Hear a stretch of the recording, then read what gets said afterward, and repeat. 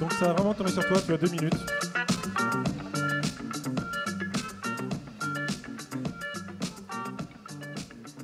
Bonjour. Je vais essayer de rattraper le temps perdu, donc je vais au moins exprimer mes convictions parce que je crois qu'il y a déjà pas mal de choses qui ont été dites. Je vais vous donner juste quelques chiffres. Aux US, actuellement, le programmatique, c'est 46% du digital. C'est surtout, et d'ailleurs c'est une spécificité américaine, très peu d'acteurs, il y a une dizaine d'acteurs. Le UK, c'est 59%, c'est plus 66% year on year, et c'est aussi au UK surtout une grosse partie de mobile, puisqu'on est à peu près à 56% qui est consacré au mobile. La France, si je prends la data SRI, on en a parlé ce matin, c'est 30% et c'est plus 50% year on year. Mais avec peut-être une spécificité, d'où d'ailleurs cette question quand on compare au marché anglais particulièrement, c'est qu'on a un marché gré à gré qui a beaucoup évolué, c'est-à-dire qu'aujourd'hui la croissance elle est portée par la vidéo très clairement et le gré à gré, d'où cette interrogation métaphysique de bidding or not bidding. On y reviendra évidemment tout à l'heure.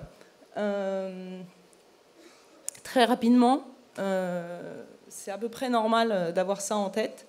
Quand on regarde le wording et les fameux buzzwords, il y a clairement aujourd'hui, je pense par exemple à RTA, qui est une notion assez récente, le real-time advertising à opposer au real-time bidding. On est tous responsables. C'est-à-dire que quand on discute entre régie ou publisher, on s'aperçoit qu'on réinvente des termes. Donc peut-être que le plus important, c'est de revenir à l'historique et d'essayer de comprendre à peu près pourquoi on en est là. Alors l'ancêtre, si je fais de l'anthropologie, du programmatique, Jean-Luc l'a dit, c'est que c'est quand même a priori l'automatisation d'une transaction et d'un mode d'achat et de facturation.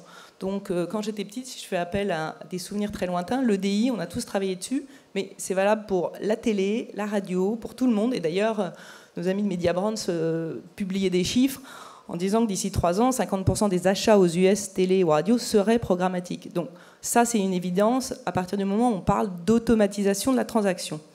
Après, il y a aussi le fait que le programmatique, il y a une époque où on n'en parlait pas, et on est bien placé Yahoo pour vous en parler, parce que si on parle search, fondamentalement, eh bien, j'ai envie de vous dire, c'est du programmatique, et à l'époque, on ne parlait pas de programmatique. Donc ça, c'est déjà aussi une notion qui me paraît intéressante de partager. Ensuite, c'est Marissa Meyer qui disait ça, le contraire du programmatique, c'est le manuel. Bon, bref, si on passe de définition en définition, c'est assez révélateur. Le livre blanc de l'EBG est sorti, il y en a 8 pages. La vraie question, c'est toujours la même chose, c'est les objectifs marketing et les KPIs. Donc les objectifs sont clairs. Pour un publisher, aujourd'hui, c'est la monétisation et le fameux yield management. Sans aucun doute, aujourd'hui, si on parle d'un marché qui s'est scindé d'un côté au gré à gré avec des private marketplaces et de l'autre l'open auction, pour le publisher aujourd'hui, ça fait souvent peur, mais l'open auction, c'est aussi le moyen d'avoir un yield optimisé et une vision peut-être plus holistique. Pour l'acheteur, c'est aussi un vrai bénéfice, parce que dans le fond, aujourd'hui, le fait de pouvoir accéder à des plateformes qui collectent à travers data, données et algorithmes l'ensemble des éléments, c'est au service de quoi? De la pertinence et de l'efficacité et de la performance de la publicité. Donc là aussi, la vraie question, c'est de savoir à quoi on a accès en tant qu'acheteur et de pouvoir peut-être battre en brèche quelques notions et ces fameuses 4 idées reçues. Alors, il y en a eu déjà ce matin d'évoquer. Mais à mon avis, l'explication, elle est fondamentalement le fait qu'en France, le marché et la maturité du programmatique, contrairement par exemple au UK, a commencé avec ces fameux GIE et La Place Média et Union Square. Et donc, forcément, GIE voulait dire qu'on prenait une collective d'inventaires. Donc aujourd'hui, ce ne sont plus des invendus et des low-cost. Si je prends chez Yahoo, aujourd'hui, la homepage est accessible et nos inventaires les plus premium, d'accord, mais c'est vrai aussi de La Place Média et de l'ensemble, les inventaires les plus premium sont disponibles en programmatique. Donc, cette idée s'explique parce qu'il y a 6 ans, le marché s'est peut-être lancé comme ça. Aujourd'hui, ce n'est plus vrai. Deuxième élément important, on oppose l'audience planning au contexte planning. Si demain vous voulez acheter en programmatique Yahoo Sport, Yahoo Style, d'accord, c'est possible. Il n'y a pas d'opposition entre l'audience planning et le contexte planning. Autre élément, alors j'aurais dû mettre dans mon buzzword du départ le non-human traffic, NHT, en matière anxiogène, c'est plutôt pas mal. Mais la réalité, c'est que d'abord, les robots ne sont pas uniquement dédiés au programmatique, ils sont dédiés aux médias, entre guillemets, en tout cas digital, mais aujourd'hui, il y a des tas de solutions, et c'est d'ailleurs notre recommandation, qui sont, on en a un tout petit peu parlé dans les séances préalables, l'ad vérification, et cette industrie s'est dotée d'outils de contrôle. Donc arrêtons la version anxiogène autour de ça. Les outils de contrôle, c'est une industrie qu'on a plutôt beaucoup imaginé et créé, et je vais oser un petit parallèle. Moi, j'adorerais qu'on mette un petit robot à côté du bouton poussoir de médiamétrie dans les foyers français, juste avec un peu d'eye tracking, juste histoire de voir ce qui se passe dans un foyer français face à la télé et face à peut-être une petite superposition des différents écrans qui vont du mobile à la tablette au PC, et de regarder ce qui se passe. Donc un petit robot dans un foyer, ça peut peut-être être une petite suggestion. Dernier élément, le RTB. Alors là aussi, c'est un peu le débat, bidding, not bidding. Le RTB, je l'ai dit, pour des publishers, c'est une vraie opportunité. Je pense que c'est une opportunité pour des gens qui ont confiance dans leur contexte et dans la qualité de leur contexte et surtout la qualité de leur data. Et donc, c'est une vraie chance. Le marché français, je le disais, peut-être par rapport à un marché, en tout cas américain, on est beaucoup plus fragmenté. Et je pense que si je me mets à la place des acheteurs, c'est une grande opportunité. Donc la question, c'est de pouvoir, d'un côté, arrêter d'opposer finalement des conditions très particulières qui sont celles que l'on monte à travers des private marketplaces, et de l'autre côté, un marché beaucoup plus ouvert qui est celui de l'open auction.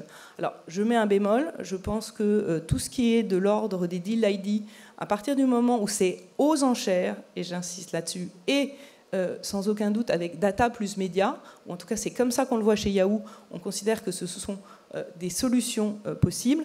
Maintenant, je mets vraiment les éléments en main. Si aujourd'hui vous achetez, on va dire, 100 millions d'impressions à 3 €, la vraie question, c'est que s'il n'y en a que 30% on target, est-ce que vous n'avez pas intérêt à acheter 50 millions d'impressions à 5 €? Et en fait, aujourd'hui, l'enjeu, il est un peu là. Et donc, il s'agit vraiment de se dire comment nous, on essaye de revisiter le contrat publicitaire. Et chez Yahoo, on a 3 convictions. C'est-à-dire que si demain j'étais acheteur, je considère qu'il faut systématiquement scanner l'ensemble des offres du marché sous cet angle qui est de poser ces 3 conditions. La première, c'est la brand safety. On en a quand même parlé, donc je vais essayer d'éviter les redites. Mais en tout cas, brand safety, ça veut dire être sûr que ma marque n'est pas dans un contexte qui éventuellement détruirait ma marque. C'est la fameuse transparence et surtout la possibilité d'avoir des whitelists pour avoir des dashboards de résultats site à site, parce que ça aussi c'est très important pour les marques de pouvoir évaluer leur performance. Et c'est évidemment ce qu'on connaît, les intégrales AdSense, Comscore et l'ensemble des outils. Alors, moi, mon avis sur les outils, oui, il y en a beaucoup, et tant mieux pour cette industrie. Après, il y a aussi que c'est important de prendre des outils qui aussi sont des outils internationaux, puisqu'il faut faire attention à la version que Made in France. Visibilité sur cible, c'est très simple. Là aussi, ça a été évoqué. Mais tout ce qui est visibilité et visibilité on target, aujourd'hui, si on fait un rapid match quanti, globalement, la moyenne marché est à 45. Chez Yahoo, on est à 92. Donc aujourd'hui, c'est l'endroit où ça bouge le plus, avec des garanties. Et tous les éditeurs travaillent là-dessus. Et je dirais particulièrement Yahoo, on est extrêmement responsable sur ce sujet-là. Dernier élément dans le contrat publicitaire, c'est un élément qui nous paraît essentiel. Il a été aussi un peu abordé, c'est l'intégration publicitaire. Alors qu'est-ce que ça veut dire l'intégration publicitaire? C'est évident qu'aujourd'hui, si je prends d'abord la proposition de valeur chez Yahoo, c'est un format par page. C'est le fait de savoir que 95% aujourd'hui, nos impressions sont ATF, et c'est une vraie responsabilité par rapport à tout ce qui est intrusivité et format pub. Je vous prends un exemple. La meilleure traduction, ça a été évoqué dans la dernière table ronde pour la première fois, c'est le native ad. Le native ad chez Yahoo, c'est un militantisme. C'est-à-dire que quand on prend le mobile, on a, et ça fait bien longtemps, plus d'1 an, supprimé tout interstitiel, tout format IAB, et le seul format qui vit sur le mobile, c'est le native. Il y a une raison, hein, c'est juste l'expérience, la fluidité de l'expérience utilisateur. Et délibérément, cette image d'un artiste chinois, c'est qu'il s'agit de se fondre dans le paysage, mais pas complètement non plus, parce que l'intrusivité, elle est là. C'est qu'il y a de toute manière un écosystème où la publicité y est mentionnée. Après, c'est vraiment une affaire de création et d'intelligence dans l'engagement et la création qu'on peut mettre vis-à-vis de nos internautes. Dernier élément pour conclure. Là encore, on se dit que si aujourd'hui on est acheteur, se poser la question, c'est d'abord le fait qu'il est préférable d'aller travailler sur l'auction un système d'enchères ouvert. Fondamentalement, tout le monde y a bénéficié et on y trouve de la qualité. Autre point qui nous paraît important, c'est que scanner le marché sous ces 4 appellations, le reach, la techno, la data et la création, ça permet aussi de voir comment les régies ou les publishers se classent. Le reach, ce n'est plus un facteur discriminant. C'est-à-dire qu'à peu près, aujourd'hui, je pense que tout le monde peut atteindre 95% de reach. Donc, c'est plus un sujet. La techno, en revanche, c'est un peu une affaire de religion. C'est-à-dire qu'aujourd'hui, on voit des gens qui ont des technos propriétaires ou pas. Aujourd'hui, le marché, c'est beaucoup séparé dès le début de l'histoire du programmatique entre AppNexus et Rubicon. Fondamentalement, chez Yahoo, la technologie est propriétaire. Donc ça, là aussi, c'est important quand on évalue une solution de se dire est-ce qu'il est propriétaire ou pas de sa techno. Enfin, élément clé, c'est la data. La data et la qualité de la data, on le sait tous. La question, c'est plus est-ce qu'on a une interaction avec des internautes? Là encore, est-ce qu'on est propriétaire de sa data? Yahoo est un publisher, mais Yahoo est un fournisseur de services et de contenus, et on a à peu près 165 milliards d'interactions par jour avec des internautes. Parce que tous les jours, que ce soit de la data socio-démo, de la data liée à notre app météo, on récolte de la data.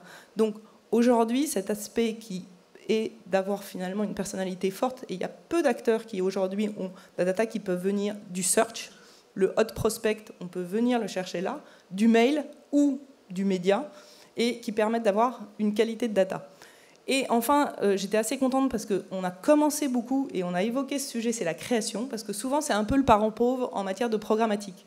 Or, la création, ça sera sans aucun doute le gros enjeu des, on va dire, mois qui viennent. La création, elle doit être adaptée, elle doit être scénarisée. On dit, et j'ai entendu ce matin, que l'hyper-personnalisation pouvait être assez dangereuse. Encore une fois, j'en reviens aux KPIs. L'hyper-personnalisation, moi personnellement, je pense qu'un annonceur peut avoir des KPIs différents. S'il veut faire du branding pour aller chercher des non-consommateurs qui vont éventuellement être des potentiels acheteurs, mais qui est uniquement un travail branding, le tout est de le formuler. Donc pour finir, dans ce monde très programmatique, il faut pas mal d'humains à 2 niveaux, l'optimisation des plateformes et le service lié aux plateformes, et aussi sur cette partie création qui sera le gros enjeu de l'écosystème dans les mois qui viennent. Voilà.